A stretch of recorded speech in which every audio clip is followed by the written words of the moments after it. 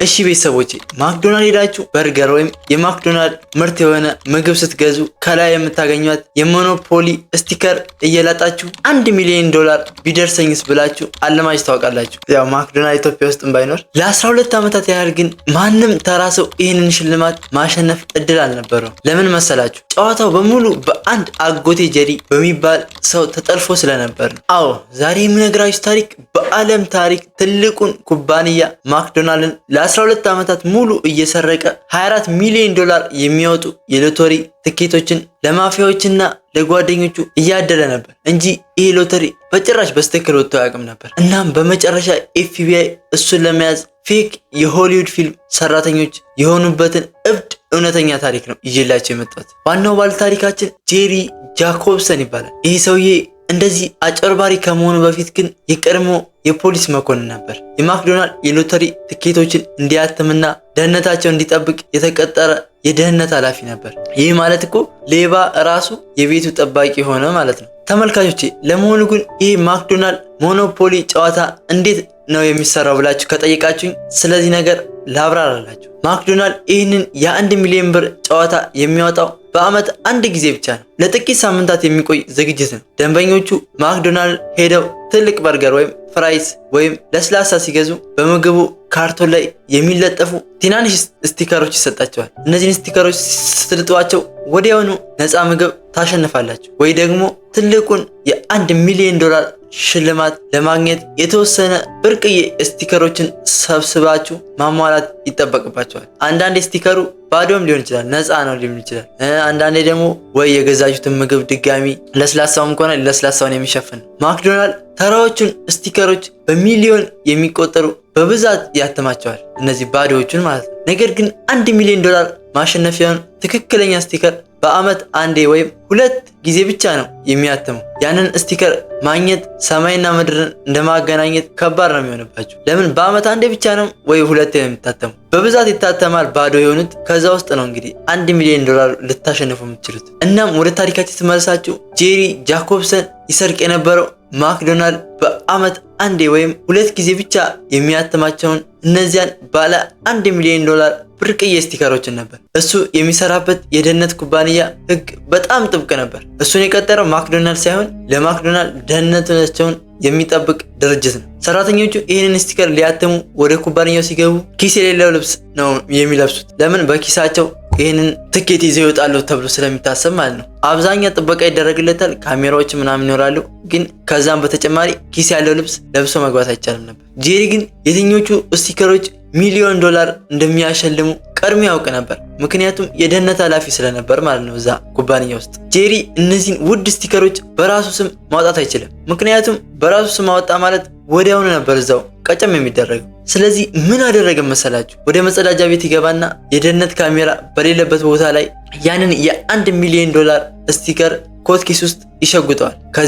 ከዛ ከኩባንያው ከወጣ በኋላ ለጓደኞቹ ለዘመዶቹና ለሚያውቃቸው ሰዎች መሸጥ ይጀምራል። ለአንድ ጓደኛው ይደውልና የ$1 ሚሊዮን አሸናፊ ስቲከር አለኝ በነፃ ሰጣለሁ፣ ሽልማቱን ከማክዶናልድ ስትቀበል ግን $50,000 ቅድሚያ ካሽ ሰጠኛለህ፣ የቀረውን ደግሞ ለሁለት እንካፈላለን ይላል። ያው እኩል በኩል ማለት ነው። የሚያገኘውን 1 ሚሊዮን ካገኙ 1 ሚሊዮን ስቲከር ይሰጠዋል፣ 500 ሺህ ይካፈላሉ ማለት ነው። ያኛው ምንም ባልሰራበት ነው የሚያገኘው። አንድም ሰው ግን ይህንን ነገር ደውሎ ሲጠይቅ እምቢ የሚለው አልነበረም። ምክንያቱም ሳትሰሩ ነው ይሄን ሁላ ገንዘብ የሚያገኝ። ያንን ገንዘብ ከደረሳቸው በኋላ ግን ለድርጅቱ እንደዚህ የሚያሳውቅ ሰው አልነበር። ይሄ የጄሪ ጨዋታ ግን እያደገ መጣ።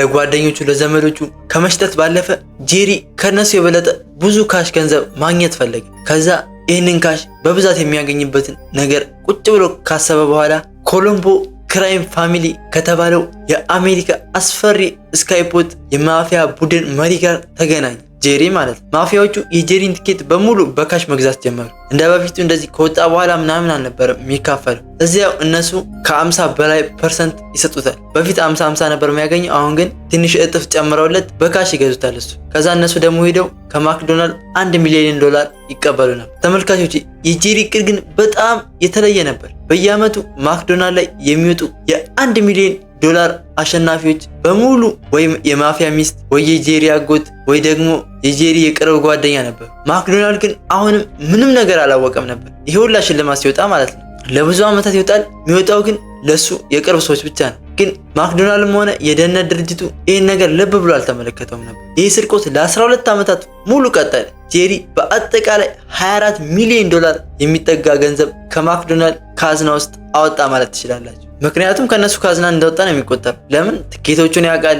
ያንን ትኬት እኩል በኩል ይካፈላል። እንደዛ እያደረገ ነው 24 ሚሊዮን ዶላር የሰራው። ችግሩ ግን እንደ ፈረንጆቹ አቆጣጠር 2000 ዓመተ ምህረት ላይ ለኤፍቢአይ ለአሜሪካ ፌዴራል ፖሊስ አንድ ስም የሌለው ሚስጥራዊ ስልክ ጥሪ ደረሳቸው። ስልኩን የደወለው ሰው የማክዶናልድ ሞኖፖሊ አሸናፊዎች በሙሉ የአንድ ቤተሰብ አባላት ናቸው፣ መርምሯቸው ብሎ ስልኩን ዘጋ።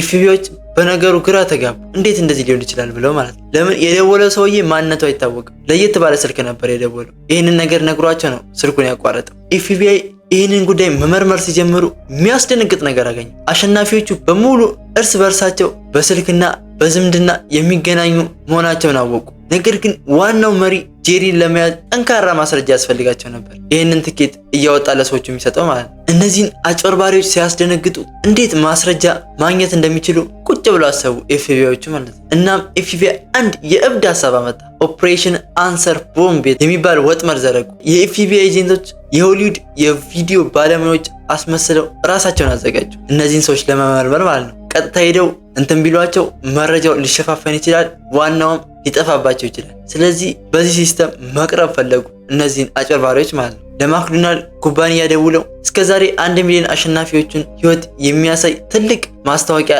ልንሰራ ነው አሏቸው። ለማክዶናልድ ማለት ነው። የኤፍቢአይ ኤጀንቶች ካሜራና ማይክሮፎን ይዘው እነዛን የማፊያ ቡድን አሸናፊዎች እቤት ማንኳኳት ጀመሩ። የሱንም ዘመዶች የማፊያዎችንም በሙሉ ማለት ነው። አሸናፊዎቹ እውነተኛ የፊልም ሰራተኞች መስሏቸው ነበር። አሸናፊዎቹ ካሜራ ፊት ቀረቡ። የኤፍቢአይ መርማሪዎች ደግሞ ለመሆኑ ትኬቱን ከየትኛው የማክዶናልድ ቅርንጫፍ ውስጥ ነው የደረሳችሁ እያሉ መጠየቅ ጀመሩ።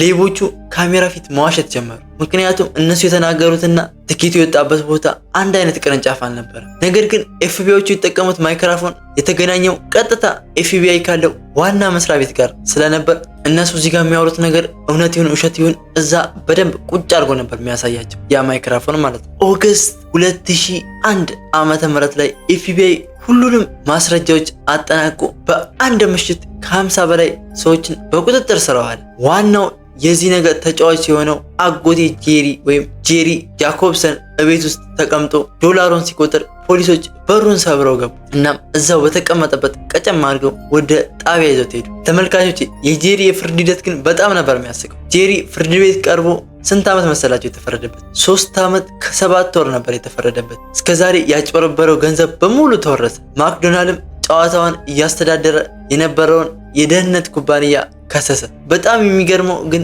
ይህ ታሪክ ለአሜሪካ ሕዝብ ይፋ የሆነው መስከረም 10 ቀን ነበር። በማግስቱ ማለትም መስከረም 11 በአሜሪካ የሬት መንትያ ህንፃዎች ላይ ጥቃት ስለደረሰባቸው የዚህ ትልቅ ታሪክ በዜናዎች በሙሉ ተዳፈነ። ምክንያቱም እነዚህ ሰዎች በተፈረደባቸው ማግስት ነበር ያ ትልቅ ህንፃ ተቃጥሎ አብዛኛው የሀገሪቱ ህዝብ ወደዛ ህንፃ ትኩረቱን ያደረገው። እናም የእነዚህ ሰዎች ወንጀል ብዙም በዜናዎች ላይ ሳይሰራጭ ቆየ። ተመልካቾች የዛሬው ታሪካችን ይህን ይመስል ነበር። ነገር ግን እኛ ሀገር የሚወጡት ሎተሪዎች ውስጥ ምን አይነት ስራ ይኖርባቸው ይሆን? እንደዚህ እንደ ማክዶናልድ የሚያጭበረብር ሰው ይኖር ይሆን? አይሆፕ ቪዲዮ እንደወዳችሁ ተስፋ አደርጋለሁ። ቪዲዮን ላይክ፣ ሼር፣ ሰብስክራይብ በማድረግ አበረታቱ። በሚቀጥለው በሌላ እውነተኛ ታሪክ እስከምንገናኝ በያላችሁበት ሰላማችሁ ይብዛል።